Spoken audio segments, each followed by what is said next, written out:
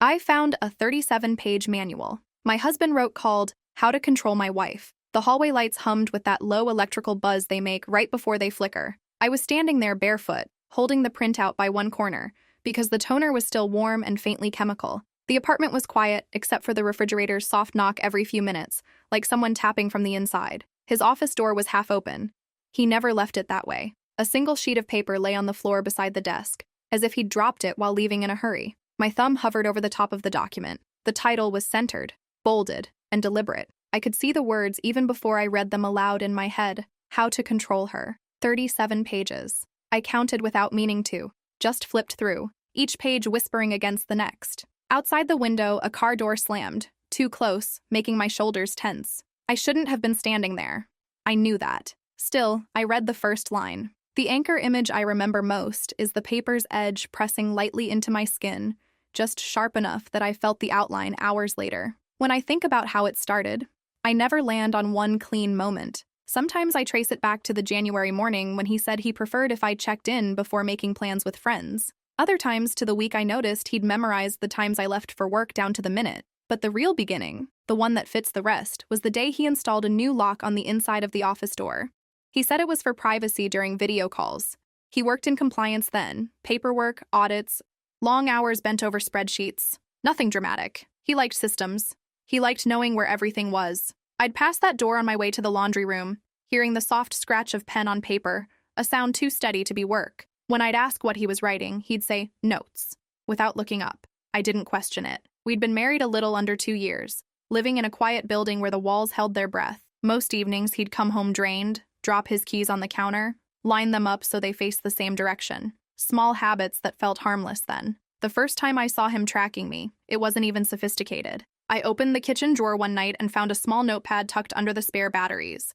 On it were dates, times, and short descriptions. What I was wearing, when I'd stepped out onto the balcony, when I'd taken a walk around the block. The handwriting was neat, the lines perfectly spaced. I showed it to him, expecting confusion or embarrassment. He just told me he was keeping track of patterns so he could support our routine. He said the word routine the way people say diet or budget, something measurable, manageable, improvable. I set the notepad down on the counter, and he picked it up and returned it to the drawer without breaking eye contact. We ate dinner in silence that night, the utensils sounding too loud against the plates.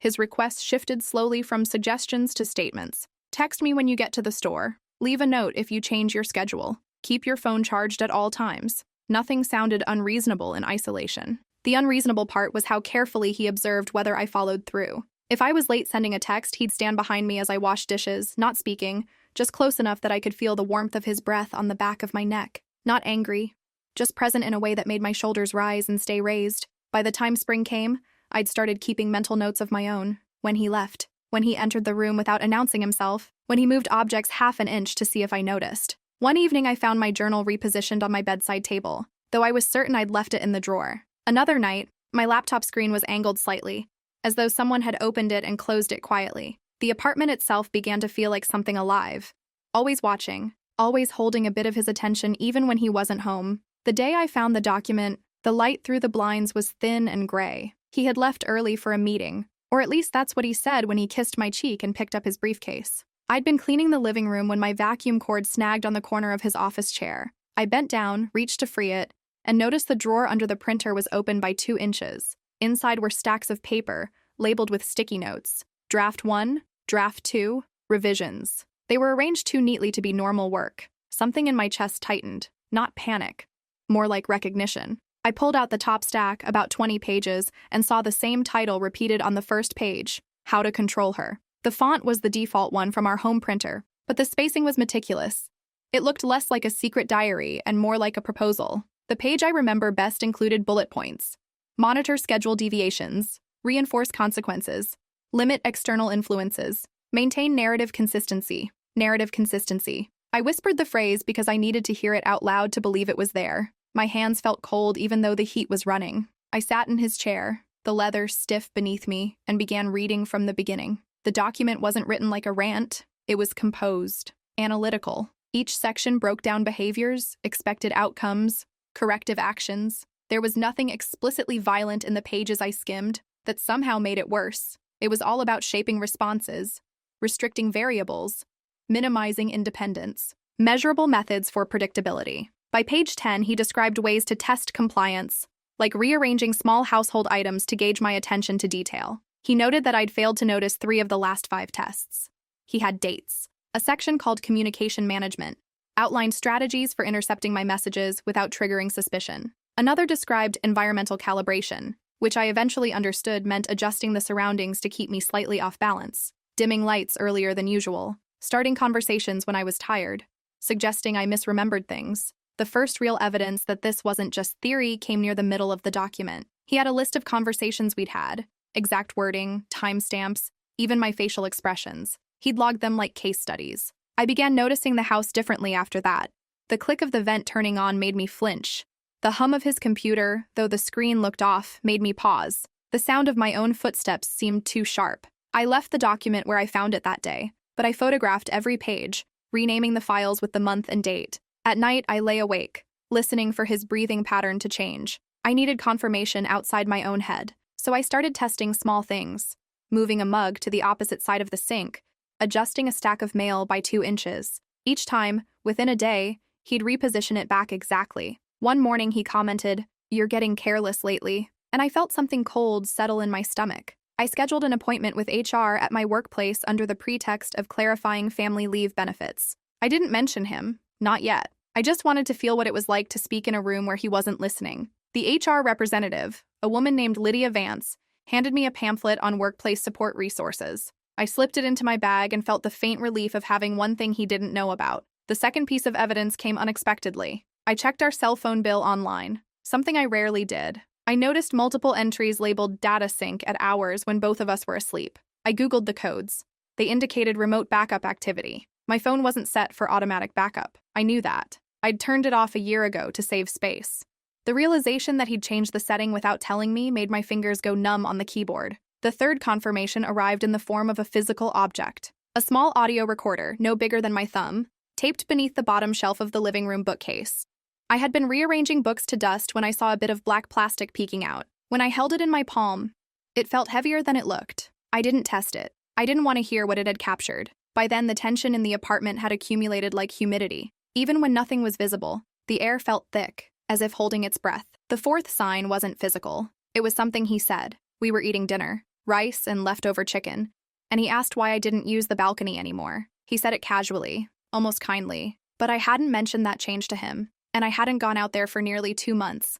I asked why he thought that mattered, and he shrugged, saying it was just an observation. He used that word often, as if he were conducting an experiment. After I found the audio recorder, I made a plan. I opened a new folder on my work computer labeled Market Reports Q2. Inside, I stored the photos of the document, screenshots of the phone bill, and a picture of the recorder next to a ruler for scale.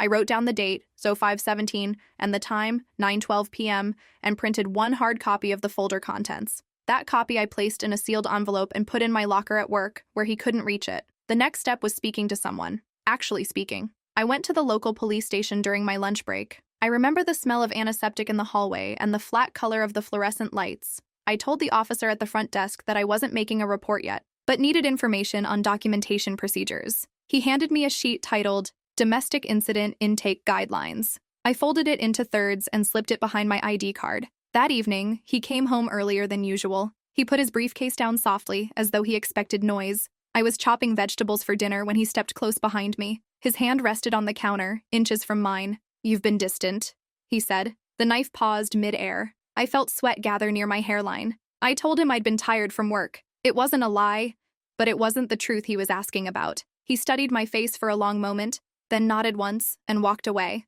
I listened to the sound of his footsteps heading toward the office. The door clicked shut. A week later, I staged my exit. I'd arranged a meeting with a victim support advocate in a small office above a pharmacy downtown. I told him I was going to a dentist appointment. He asked which one. I gave the name of my old dentist. He nodded, and for a moment I wondered if he'd already memorized which dentist I currently used. The advocate, Marin Colby, spoke quietly, taking notes with a pen that made a soft scratching noise. I showed her the printed photos. She didn't interrupt, just underlined certain phrases with slow strokes. When she finished, she asked if I felt safe going home. I said yes, because at that moment it seemed easier than saying no. She gave me a card with her direct number. I put it in the inside pocket of my purse, behind a receipt from the grocery store. Over the next few days, I moved small items to my car: clothes, toiletries, a few books. Nothing noticeable. On the morning I left, I waited until he was in the shower. The water masked every sound. I grabbed my purse, the folder, and my keys. Before leaving, I placed a single note on the kitchen counter. It said only, "I'll contact you when I'm ready." I didn't check the apartment once more before closing the door. I walked down the hallway, feeling the carpet depress softly under my feet. Outside, the air smelled like rain, even though the sky was clear. I stayed with a coworker for the first 2 nights. She gave me her guest room, a small space with a narrow bed and soft lamplight. I slept with the lamp on because the darkness felt too much like the apartment hallway. On the 3rd day, he sent the first message. It was long, too long. Calm, measured, full of phrases like misunderstanding and momentary stress. At the end, he wrote, "I'd like to correct any false narratives." The word narrative hit me like a cold draft. It was one of the terms from the document. I didn't respond. I printed the message and added it to the folder. Over the next week, he sent 6 more messages, each more structured than the last, almost like drafts. He didn't ask me to come back. Instead, he requested recalibration, dialogue, restoration of structure. It was as if he weren't talking to a person but adjusting a system. I took everything to the police station again, this time speaking with Officer Maeve Corrigan. She reviewed the documents quietly, tapping the bottom corner of each page to align them. At the end, she wrote a case number on a yellow card, 240671. She told me to keep documenting everything. The final confirmation that my leaving was necessary came a few days later. My coworker handed me a small package that had been delivered to her address. Inside was a USB drive in a plain envelope. No name, no note. I didn't plug it in. I took it straight to the police. Later, Officer Corrigan told me it contained audio files, recordings from inside my apartment over the course of several months. She didn't describe the content. She didn't need to. The last time I saw him was at the courthouse during the protective order hearing. He wore the same gray suit he'd worn to our anniversary dinner the year before. His expression didn't change when I entered the room. It didn't change when the judge read the contents of the document aloud. He looked at me only once, and his gaze was steady, like he was gathering data. When the hearing ended, I walked out without looking back. The hallway smelled faintly of old carpet and cleaning solution. I held the folder of documents close to my side, the edges warm from my hand. Months have passed since then. I live in a different apartment now, one with windows that let in wide strips of morning light. The walls here don't hum. The air feels like it's mine. Most days I follow a simple routine: coffee, work, quiet evenings with my phone on the other side of the room. Sometimes I catch myself checking whether objects have moved, but the feeling fades quickly. Last week, I opened the folder for the first time in a while.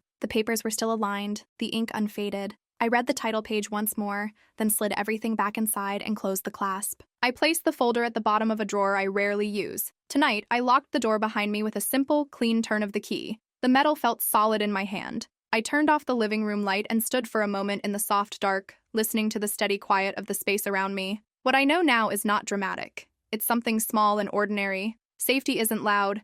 It's measured in small routines, in air that doesn't hold its breath, in knowing that the only footsteps in the room are your own. Sometimes healing is just the sound of a latch catching cleanly, exactly where it should.